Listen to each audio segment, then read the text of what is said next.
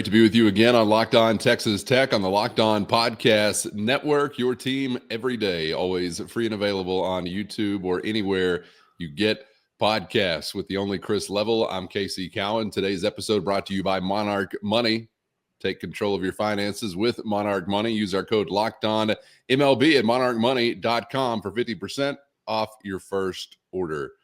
Chris, great to be back with you. Welcome back to God's country. Some traveling now in your past, a conference tournament now in our past, and we are looking ahead to Selection Sunday on today's special edition of Locked On Texas Tech. It's the Matador Mob Mailbag that we are kicking off your week with. We got a whole lot of different things to get to. Of course, a whole lot of basketball questions tied in, but a couple of football questions as spring camp rolls on that we'll get to coming up as well.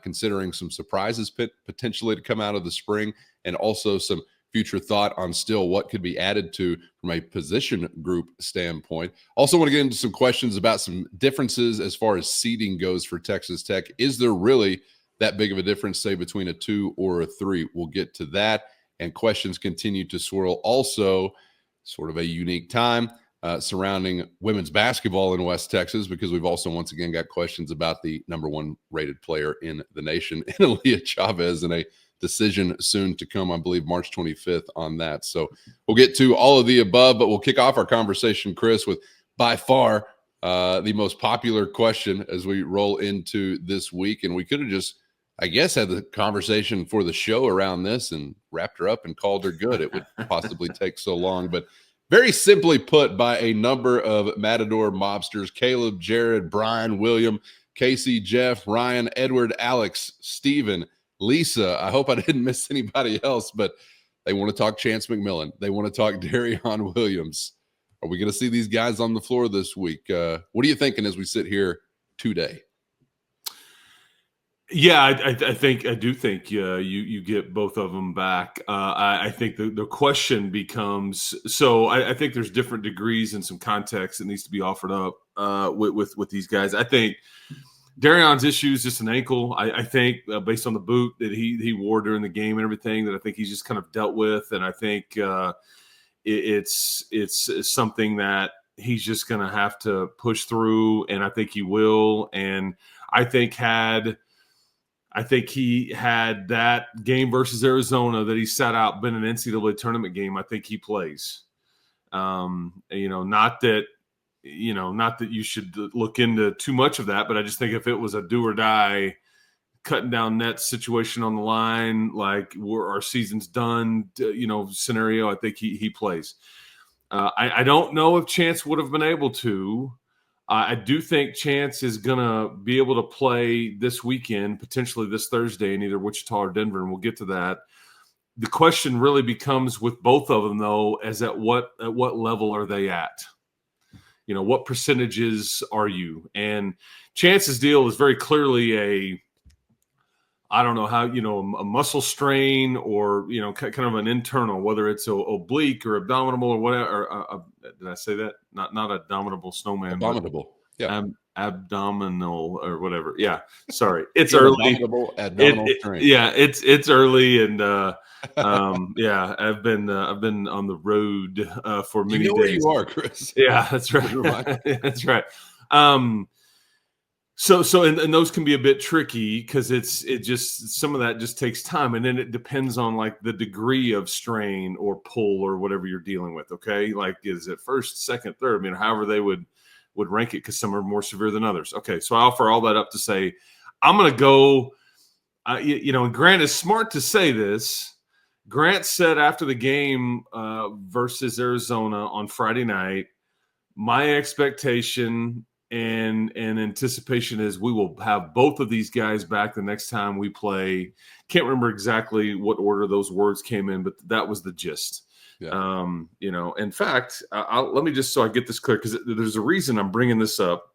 And I think that it's important to note as we are sitting here on the cusp of a bracket coming out, because, so the exact quote was, our hope is we get both of them back, and that's the expectation. Okay. I think he has to lend credence to them both being back. I think he truly believes that, one, okay, and I don't think there's any gamesmanship here. but you're really smart to get out in front of this just to tell the committee, hey, we're going to have our people seat us accordingly. I think Duke did the same thing with Cooper Flagg. I think that others are kind of getting out in front. That's why all of a sudden coaches become very transparent on these injuries because because I think that it's been proven. I mean, the most famous of the examples is Kenyon Martin with Cincinnati. They were a clear number 1 seed. He gets hurt. I think it was in the conference tournament or whatever, like breaks his leg. It was an ugly, just devastating injury. And for a guy that went on to play in the NBA for many, many years. And Bob Huggins was the Cincinnati coach at the time. And I think that Cincinnati, obviously fell way short in the NCAA tournament that year, but it's like I think that became the question. Do we seed them based on what they've done, or do we seed them what they are right now? Because these are two different things. And I think more often than not, the committee goes to what you are right now, right, wrong, or indifferent. That's just kind of what they do. They're tasked with putting the best bracket they can together. And so they do have to factor in some injuries and all that. But anyways, long answer. I think Darion is in a much better place than Chance is. However, I think Chance will play, and it's just at what level and what, and that's why you're seeding. I do think, and we'll get into this, I do think it's going to matter a bit, but maybe some semantics. So we'll before we get to that, let me just ask you this, because it seemed like was there an illness going around, or because then Toppin was puking? I thought there was some reference to McMillan possibly also being ill, and maybe I just dreamed that up, but was that a thing? That would be news to me. I know that JT kind of went up the tunnel and maybe got a bit sick. You could tell he didn't feel. That's what's crazy is you hung in there with what is going to be a 3 or a 4 or a 5 seeded team in Arizona that had already beaten you, and you're minus a first team All Big 12 player, a second team All Big 12 player, and the player of the year is ill and not feeling great. And because he misses his first 4 free throws, that's just lack of focus and lack of probably not feeling 100%. But I think everybody seems to be just fine and good. Yeah. Everybody got home Saturday shortly after lunch or early afternoon or whatever, and and then the selection show celebration is canceled for today because of the lack of power at different spots on the campus, and they're still trying to do all the stuff with the issues that happened on campus last week. So they'll get a good few days here to decompress, and they needed it, man. And that's why those conference tournaments, man, it is tricky. Kelvin Sampson, he's got they pushed through. They did lose a player in Juwan Roberts, but they still won the whole deal. That's how he's rolling. He's like, foot on the gas, folks. But I was proud of your guys the other night because with 1.5 arms tied behind your back, you hung and you stayed with Arizona, and and shout out to Caleb Love, who got what was coming to him. He talks a little smack, but you know what? Houston got you, and you know what they say? Nothing. But they've buried you twice there, Mr. Love. So karma remains undefeated, sir. I don't really know how I feel about that. That's an interesting reminder of the Kenyon Martin story, but we really got this experience in a big way as well with the Florida State football team not too long ago. Yeah, it really vexes me that people in boardrooms say, "Oh, this team lost this player. Well, we must demote them," and not give any consideration to the rest of the team having a chance to overcome and pick up some slack. And regardless of the sport, there's something I hate about that. I don't think a man in a tie or a woman in a pantsuit should be able to tell the other 84 guys in a football instance or the other 9 guys in a basketball instance, y'all aren't good enough to make up for this loss. We already know that. So we're going to go ahead and either keep you out of the tournament altogether in a football sense, or we're going to demote your seeding. But and I was kind of feeling like during that football experience, oh man, this is sort of a new thing and this is irritating me, but I kind of forgot all about that Kenyon Martin memory, and that was a long time ago. So, and I totally get what you're saying too, but also get it. I mean, I see both sides. I don't really know what but at some point you have to break ties and you have to compare, and like, here we go. And then, you can't not factor it in. You just can't do it. I think they've even said that, say for Texas Tech's sake, that you had gone 0-4, in the 4 games that JT Toppin had missed in December. They would factor that in too. I think they at some level, if it, hey, well, let's not discount. I mean, they were missing their guy. He's back now, so let's not punish them so it would work that way too, and to a certain extent. But like when I saw Cooper Flagg go down, that was the first thing I thought of was Kenyon Martin, because I mean the Cooper Flagg injury, he's going to be potentially the top player in the draft. He just went down in a heap, and it appears it's just an ankle. Again, it's about degrees, and is it normal or is it a high ankle sprain? Those are all different. So we'll see, but they'll more than likely get to cakewalk through in the 16-1 range. More than likely, I said, not always, but more than likely. It's happened a few times. Always. Yeah. Shout out to Virginia. All right. Thank you all for that question. This question from Cody: is there really a considerable difference in a 2 or 3 seed? What do you think? Is it negligible, or is there a difference?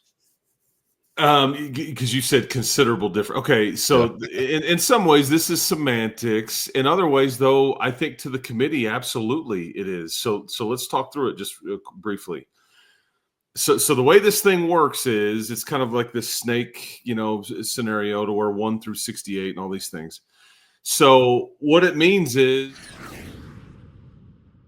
First, today's episode brought to you by Supply House. Get the supplies you need from the site made for skilled trades with Supply House. Whether you're in plumbing, HVAC, or electrical work, Supply House is the reliable way to order products online. And their easy-to-use website is packed with helpful resources and the latest product info to help you get the job done right.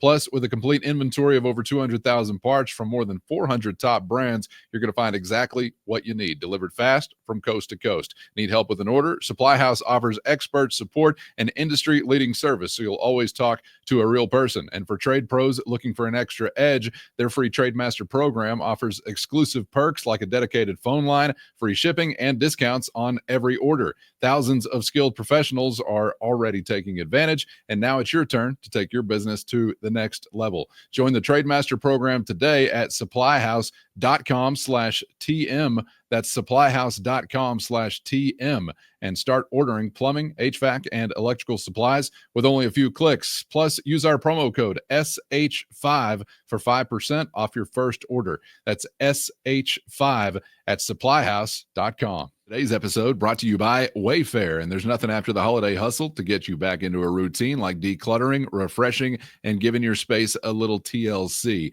Whether you're tidying up, cleaning out, or just want to give your place a new look to start the year, WayFair has everything you need all within your budget. And their huge selection makes it easy to find that specific item to fit your style. Plus the free and no-hassle delivery, even for the bigger stuff. WayFair's site is so easy to navigate. You're going to find everything you need in no time. And there's something for every style, every home, no matter the space, no matter the budget. So give your home the refresh it needs with WayFair. Head to wayfair.com right now. That's WAYFAIR.com.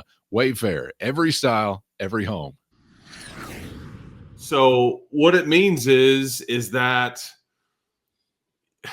because what people get into is, well, you have to play each other eventually, in like if all held true in the Sweet 16 game, that's the way it would steer. Like, you're going to play the same team anyway, so what does it matter? Well, getting to that point matters.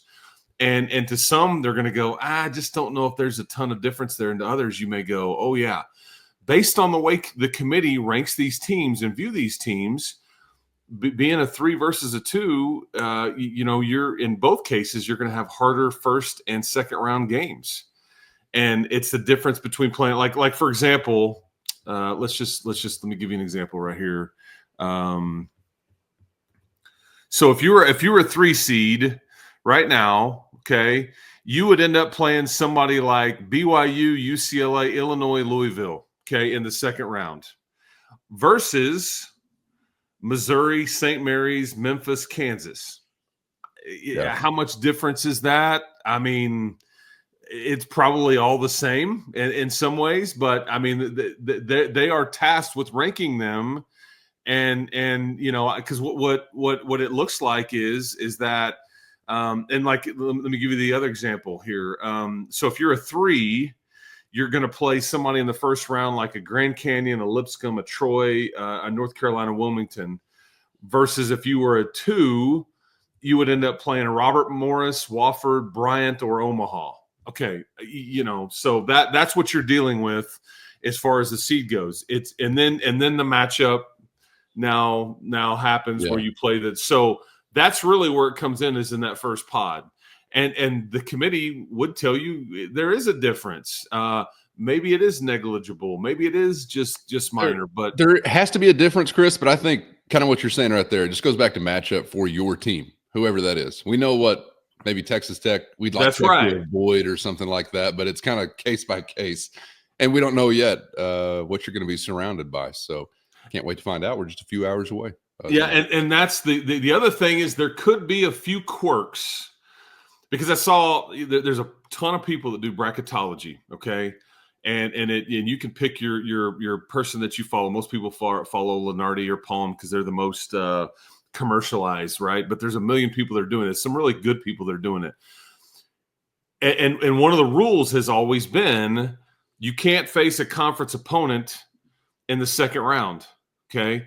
So I saw one of these last night that had basically had 3-seeded Texas Tech and BYU as the 6th seed as a potential second round matchup. That's a bracketologist that I chose. Okay, they don't know what they're doing, But then I get to wondering, because you're potentially about to send 14 teams in the SEC into this scenario, they may not be able to hold to the traditional rules because it almost doesn't work. Like the math doesn't work. So there's so many subtle things. That's why don't get talked into too much today on it has to be this way. It has to be this way. Why did we get sent here versus there? So there's some things, because there's a million different little rules they've got to follow to try to create fairness and not create conference matchups in the second round. Sweet 16, you're fair game. Yes, sir. But past that, so like I said, I mean, you could easily go to Denver and not Wichita, even though most people have you being placed in Wichita. It could easily be Denver. It could be the worst 3 seed or the best 3 seed. It could be the worst 2 seed or the best 3 seed. I mean, there's all kinds of little subtle dynamics, but that's kind of that's your sweet spot. And somewhere amidst it all, I'll find an opportunity to bitch about something, I'm sure. We'll find out. North Carolina State. Yeah. The biggest heater in the country, and that's what you're – okay. Sorry, that's an old bitching from a year ago. Thank you guys for that question. This question, let's see, might as well. Michael asks, did the Big 12 tournament court make you want to vomit, Chris? It's actually not that close. Better than on television because it looked terrible. Up close and in person, it's not that big of a deal at all. But on TV, I had the same issues. It makes my eyes work harder, and I didn't like that. Guys? Yeah, that's right. But Brett Yormark got exactly what he wanted because he got conversation. He got people talking about it. He defended it at every turn.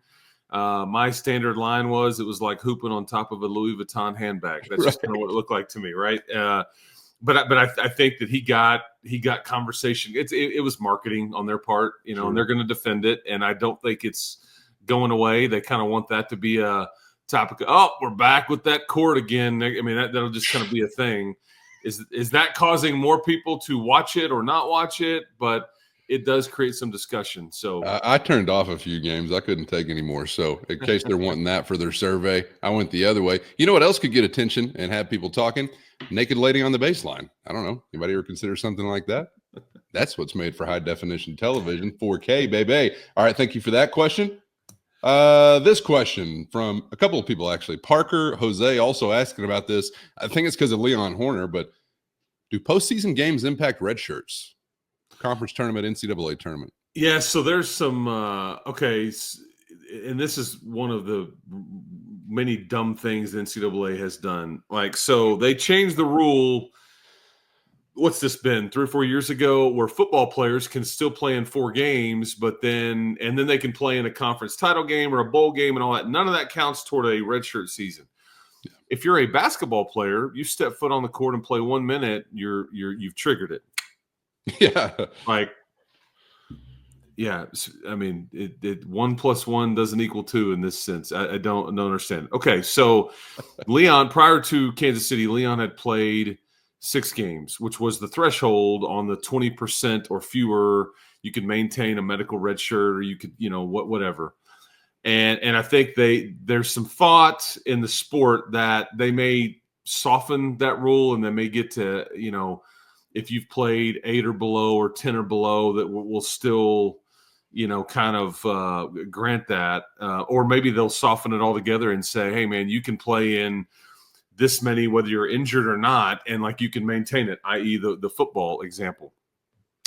I was beyond curious about the Leon Horner, because I think that they were in a bad spot, and I think that there were times previously where they would have thrown him in, but they're trying to do right by him, trying to not burn and waste a year for a few minutes here and there. It's just. Which is totally lost on fans, by the way, including myself. I'm never thinking about like preserving the guy's future. Yeah, because I mean, think about, and EY played quite a bit last year, but like you almost look at like this year and say, red shirt. And I wonder if they'll try to apply for that, based on if these rules get softened. Because I don't know, you can tell me. I think he's only played in, I don't know, like 8 to 9 games or something. And so, and he's legitimately hurt, and he's not, I don't think he's going to play the rest of this year. But like, it would be a travesty if he's just considered a junior next year. I'm like, dude, we've hardly gotten to know you. He's totally the kind of guy that needs that extra year. And so, I don't know. I think Grant and them are basing it on the factor that, the NCAA has kind of been very lenient with a lot of this, and everybody's playing 7, 8, 9 years, it seems like. But Leon and EY are two guys that they need to have their career extended if they can. But that's kind of the scenario. So I think you've all along you've been trying not to flirt with like that number that just totally you're all in.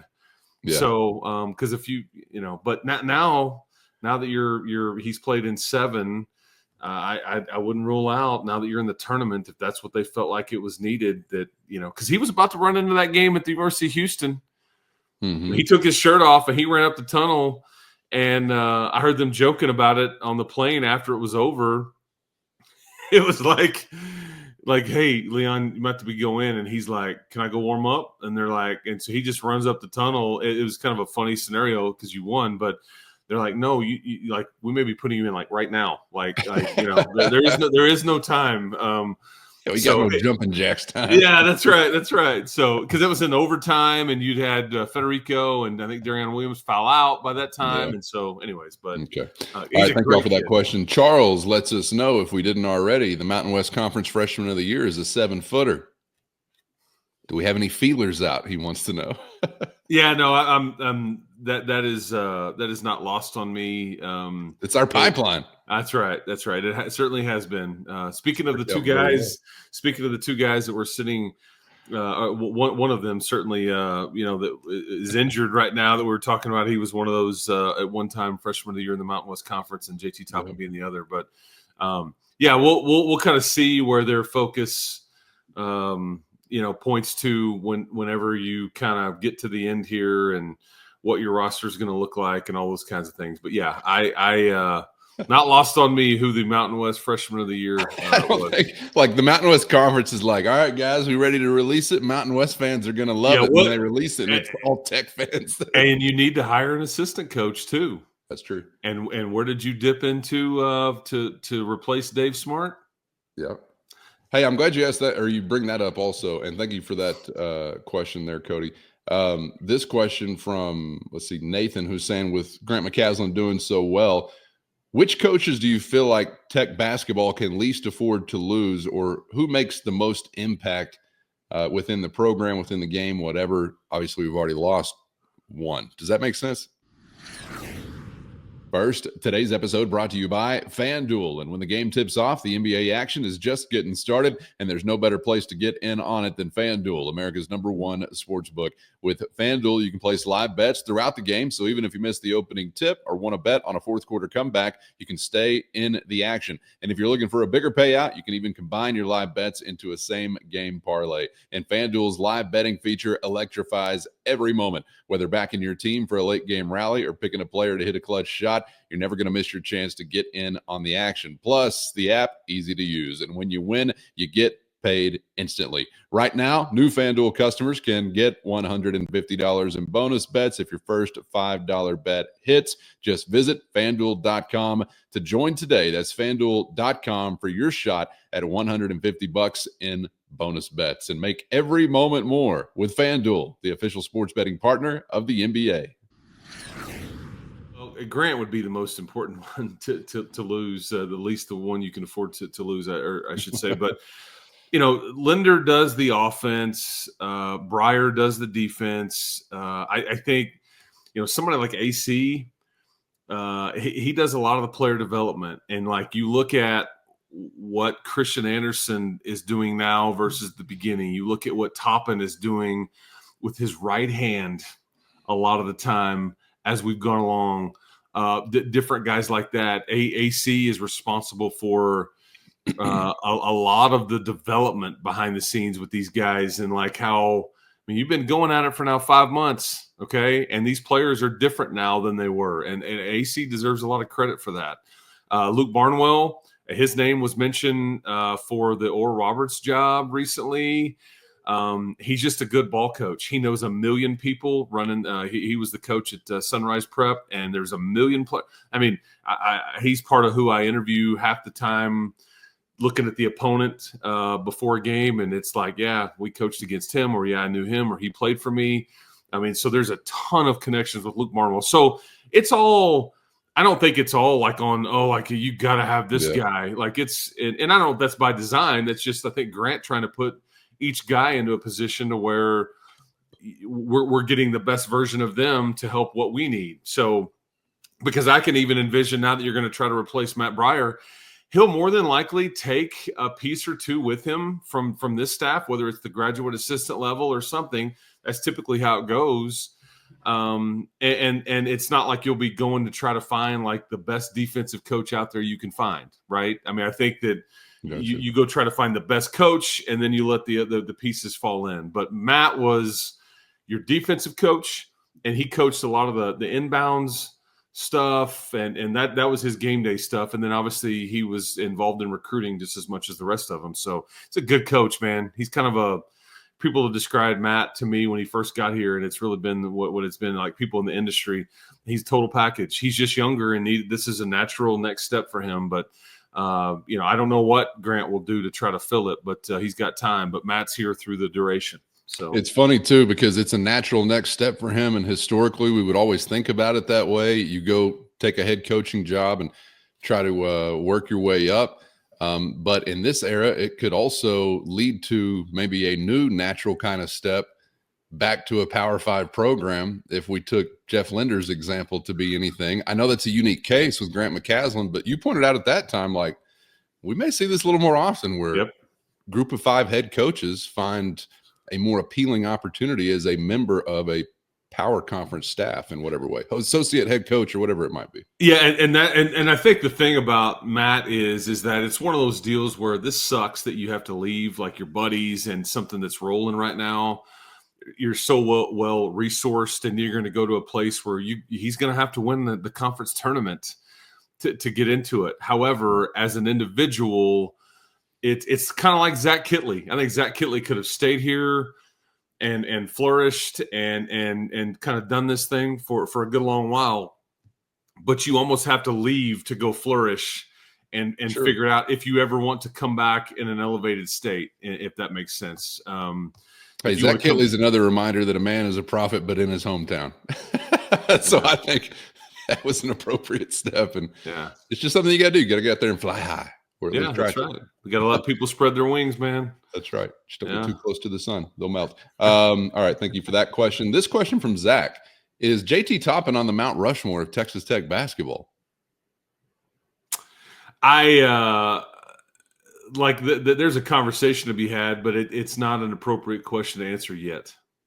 I think it depends on how the book. I mean, that will be very difficult for him to do it in just a 1-year stint. Yeah, that's the tough part of it. It's 15 minutes, feels like. Right. But depending on how you finish this book up and what that looks like in some of the most important games in the legacy part of the book, maybe. It's possible. You got to do some heavy lifting in a short amount of time to be in that kind of company. Yeah, because already a conference player of the year. So, like, I think about what's interesting is what you're really saying is he a Hall of Fame or Hall of Honor type person? Yeah. I mean, Corey Carr is not even in that yet. I think that Andre Emmett is. To me, Keenan Evans belongs in there before a lot of people do. He just does. And I remember Darvin Ham and Jason Sasser and those teams. I remember them. Like, I could tell you the starting five. I could tell you the rotation.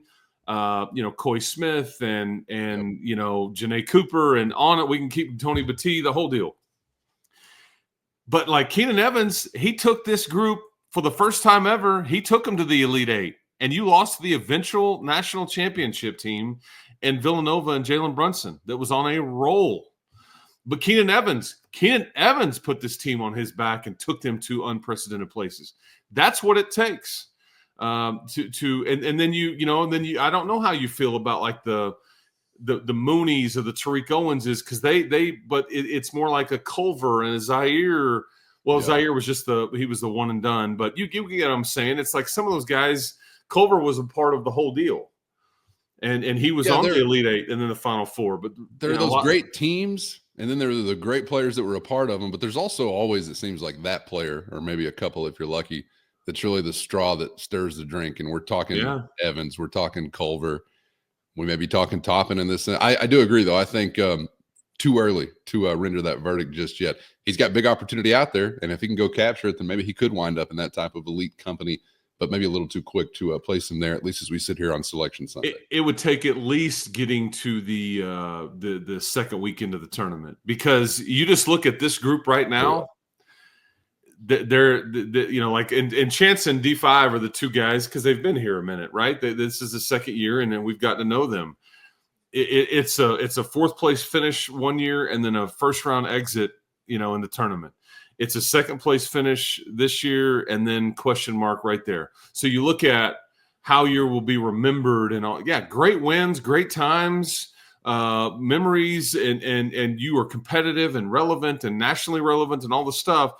But now it becomes, this is legacy type stuff on kind of where it goes from here. And that's, you start talking Mount, whatever it is. And that's what it, I need to see some Sweet 16 at least to enter those conversations. I thought you were about to say you've got to make it at least to the national title game. I swear to God. You were about to say the final.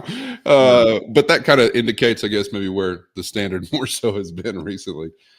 For Texas Tech. Thank you for that question. Let's switch gears here before we get out of here, Chris. Spring camp rolling along for Joey McGuire and company. Sam, Alan, Tim, all asking about Red Raider football this week. Sam and Alan were asking about any potential spring ball surprises or standouts you think are out there, whether it's an individual or a group.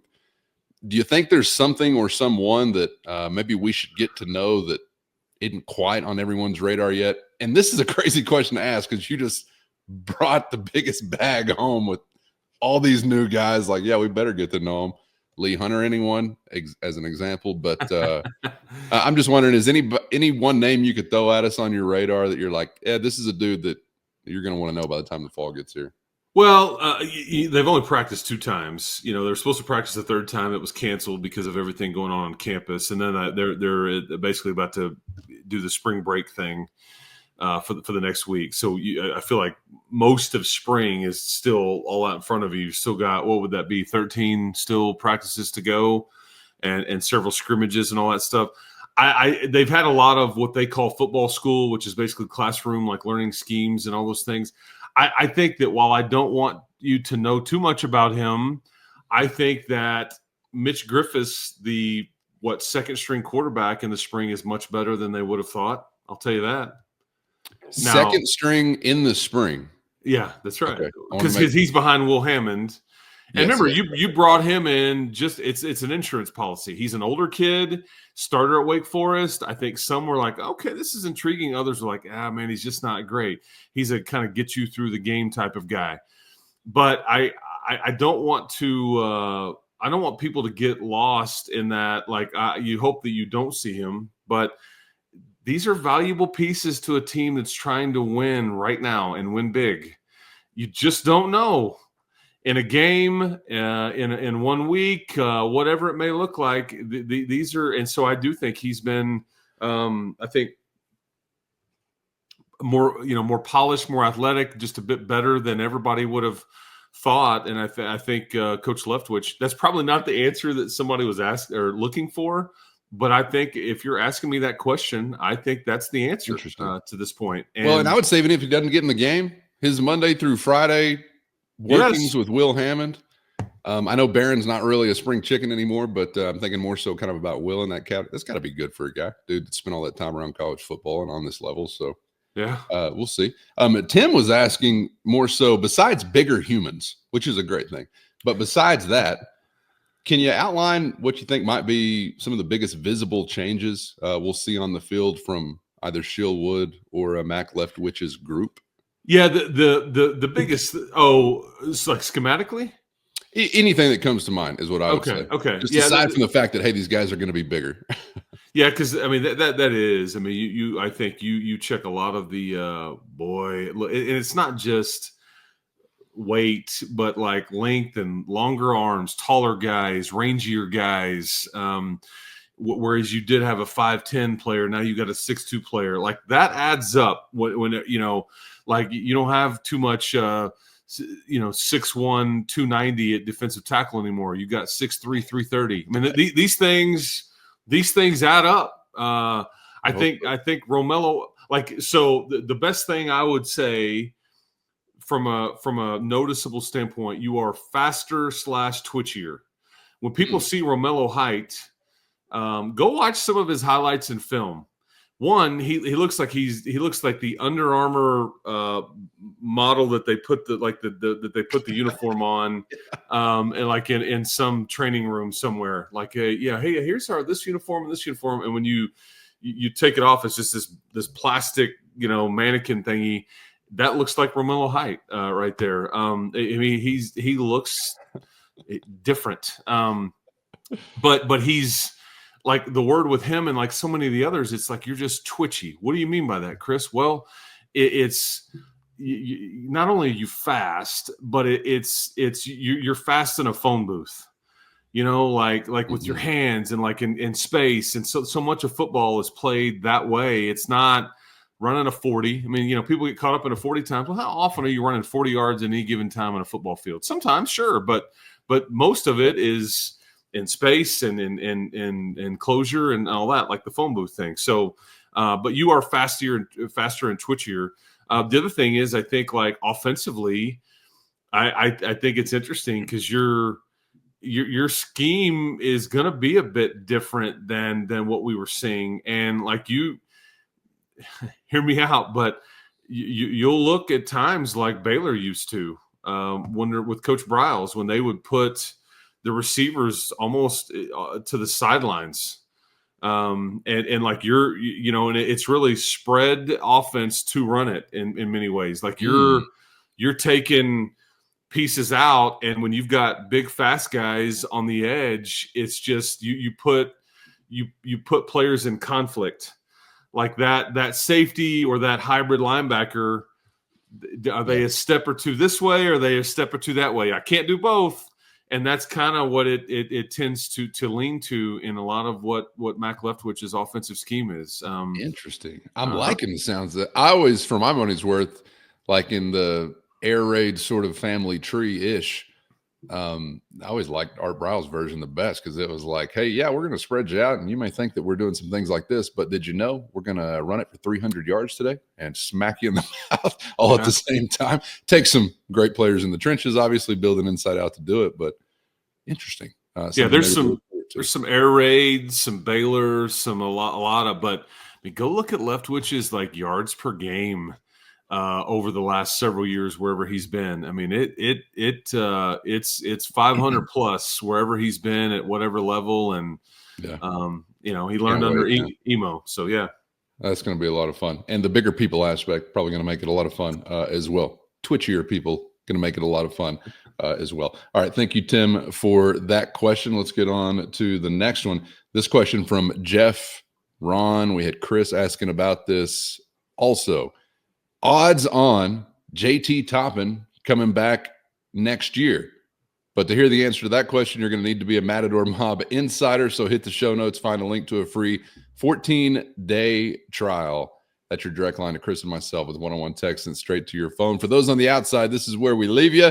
Make sure you're subscribed on YouTube or anywhere you get podcasts so you don't miss a thing, because it's going to be a busy, busy day and week with action coming fast and furiously. We will reconvene just in a matter of hours on the other side of a selection for Texas Tech. So looking forward to that, Chris. One of my favorite times of the year is knocking on the door now, man. So looking forward to it all. Appreciate the time as always, and we'll see you for the next one. Yeah, and the answer to that question might surprise you because it kind of surprised me. But anyway, I appreciate everybody spending some time with us. Fun time of year. It's going to be a fun week, and let's hope it spills into next week as well. Yes, so sir. you try to hang around as long as you can. I don't want to be dancing just in rapid fashion here. I'd like this to be a slow burn That's right. to the Alamo City if you can. Going to be tough, but yeah. There you go. Make sure you're subscribed on YouTube, anywhere you get podcasts, so you don't miss a thing, and become a Matador Mobster today for less than a cup of coffee a month so you can get the full Mailbag experience next week. Have a great one, everybody. Thanks for joining us. We'll see you on the other side of a Red Raider tournament selection, and hope to see you back for the next round on Locked On Texas Tech.